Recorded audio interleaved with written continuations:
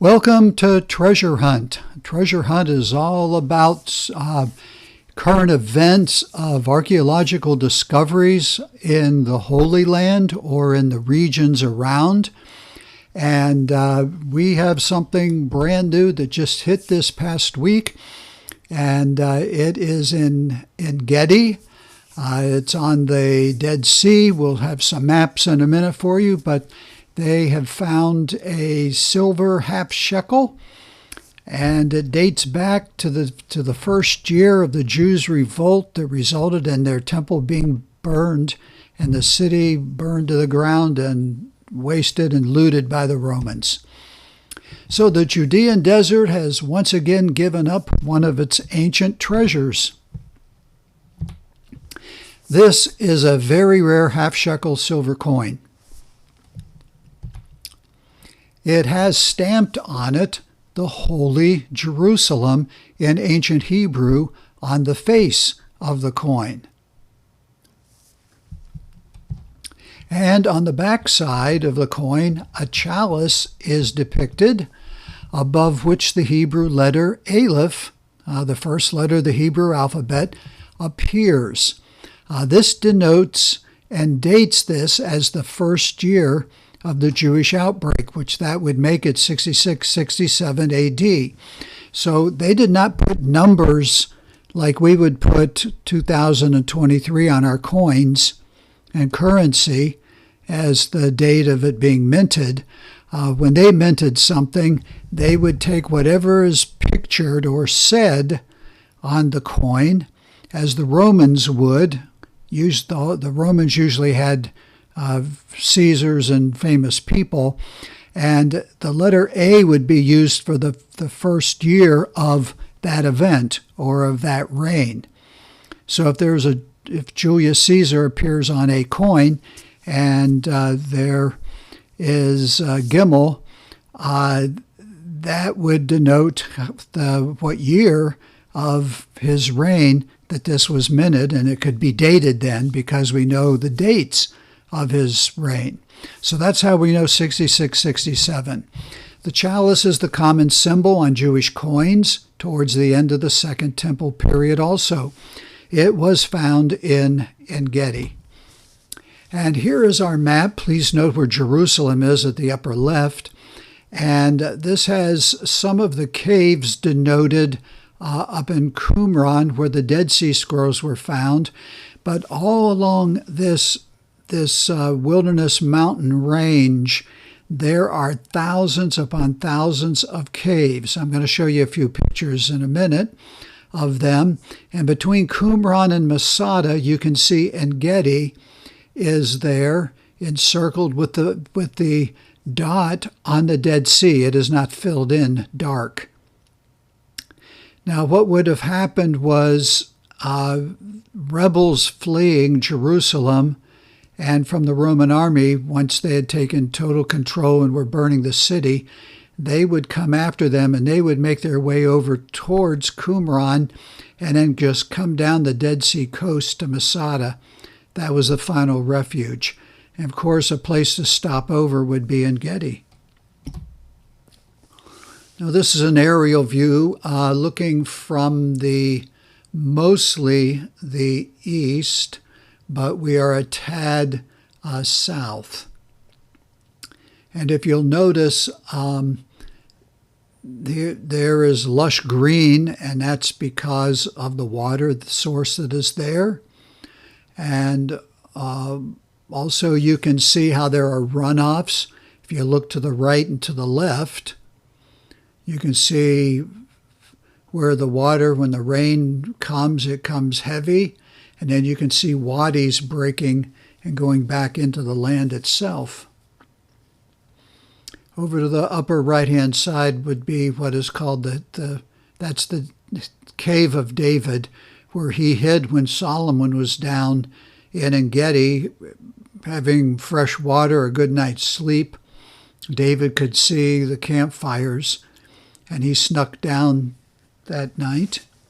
And his men could have killed Saul, but that was not what the Lord's plan was for Saul.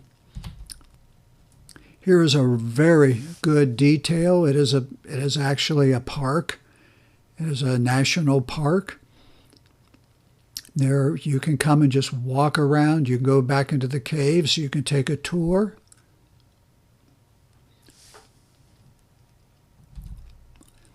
And so here is some of En-Gedi today, and you can visualize it as being this way when David walked the earth and fled from Saul and his armies with his few men.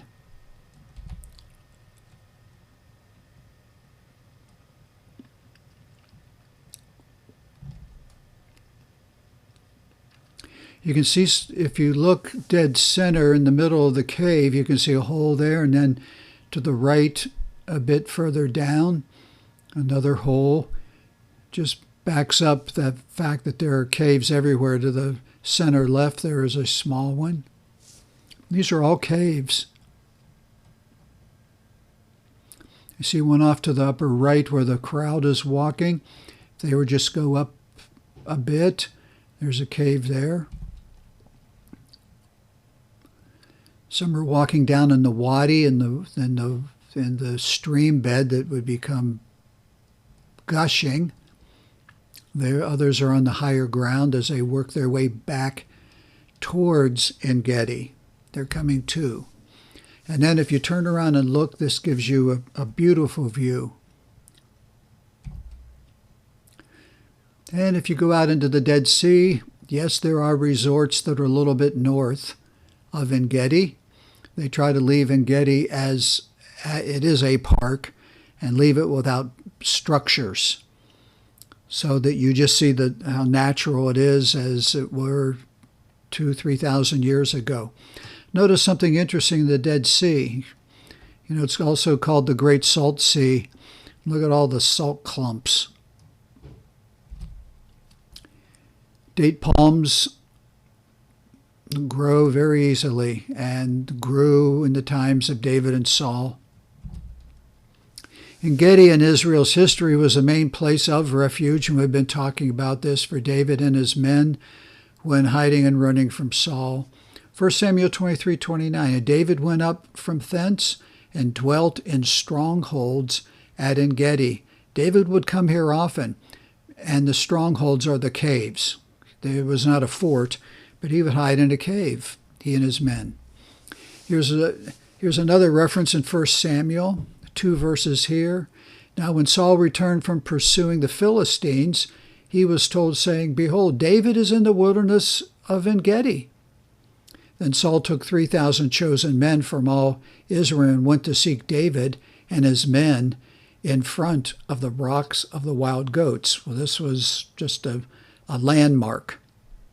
They would come and they held up and then probably went in on foot to see if they could find David. There were times David would almost be caught, but the Lord protected him. En-Gedi was always the perfect place for David to retreat. And we can see over in the far right, once again, this is where David had a chance to kill Saul, but he did not do so. And the colors all depict David's flights from Saul. The 100-degree plus temperatures during the day would drop low enough at night to be comfortable, and there'd be a breeze come off of the Dead Sea waters. There was fresh water and fresh meat. The animals would come down at night to drink. Date trees grew there, and green vegetation provided En-Gedi salads. And the waterfalls graced the day and the night. Psalm 57 was written from here by David, and I thought it'd be very appropriate for us just to read this psalm together. Then there's some more at the end and a wrap-up. But let me just read almost a dozen verses to us here. Be merciful unto me, O God. Be merciful unto me, for my soul trusts in you. Yea, in the shadow of your wings will I make my refuge until these calamities be past. I will cry unto God Most High, unto God that performs all things for me. He shall send from heaven and save me from the reproach of him that would swallow me up. He's talking about Saul. Selah. God shall send forth his mercy and his truth. My soul is among lions, and I lie even among them that are set on fire, even the sons of men, whose teeth are spears and arrows, and their tongue a sharp sword. Just envision Saul's army. 3,000 of them. Be you exalted, O God, above the heavens. Let your glory be above all the earth. They have prepared a net for my steps.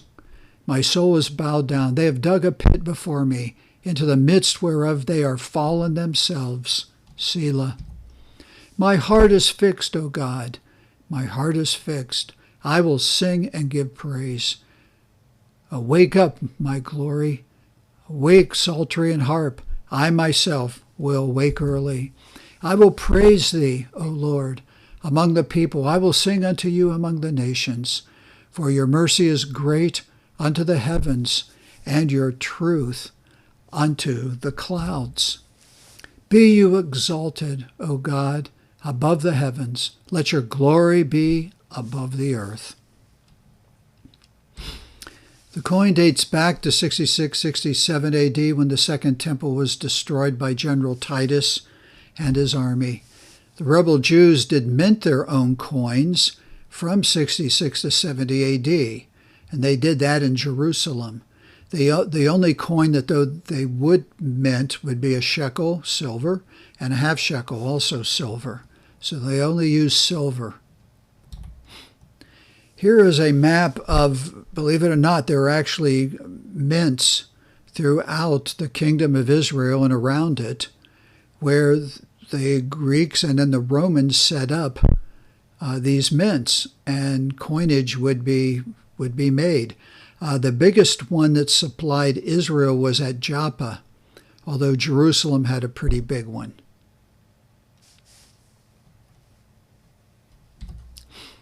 Seven years ago, the Civil Administration Archaeology Unit, Heritage Ministry, and the Israel Antiquities Authority began an immense task of searching the Judean wilderness area for artifacts. Looters were busy every day, and Israel's past was being stolen. Here's an actual picture of one when they got to a cave and started going back in. The looter tried to hide. There are still thousands of caves like the ones the Dead Sea Scrolls had been found in along the Dead Sea in the Judean hills and the mountain region. And that's the late 40s and the early 50s. This find was part of that effort, as the coin was found at the entrance to one of those caves. The feeling is that this coin fell from the pocket of one of the Jewish rebels fleeing the approaching army. And as I mentioned to you, if you were fleeing Jerusalem, the people that did came down to Qumran, then headed for En-Gedi, and then to Masada. And so he's getting pretty close, but in fleeing and staying in one of the caves, he lost a coin. And I just close with some of the Judean wilderness and hillside, and notice the caves that are just there. These are general pictures. There's nothing to say, well, they found this and that or that in this cave. Just want to let you look at how readily the caves are. Look at this. It's just loaded. Down low, up higher.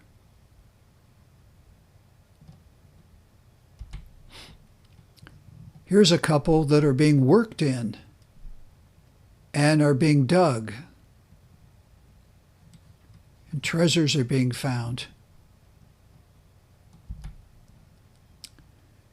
Here's a little greener grass area, but still towards the left, just the caves just riddle the hillside as you go up it. And larger ones, a couple were over on the right. But even where the picture stops at the top center, there's a couple more. This is what the nation of Israel and the Israel Antiquities Authority has to deal with. They go out in here every day, their people, and they are searching daily. They start to climb down the sides of these. Well, this article is courtesy of these individuals, and we thank them, and you should add the Jerusalem Post to this also. And I want to thank you for watching our treasure hunt this time. Check my playlist out. I have lots of other treasure hunts in that category, as well as other Bible studies and interesting things on America, and some Bible trivia quizzes. Thank you, and thank you for viewing, and God bless you, and I'll see you for the next treasure hunt.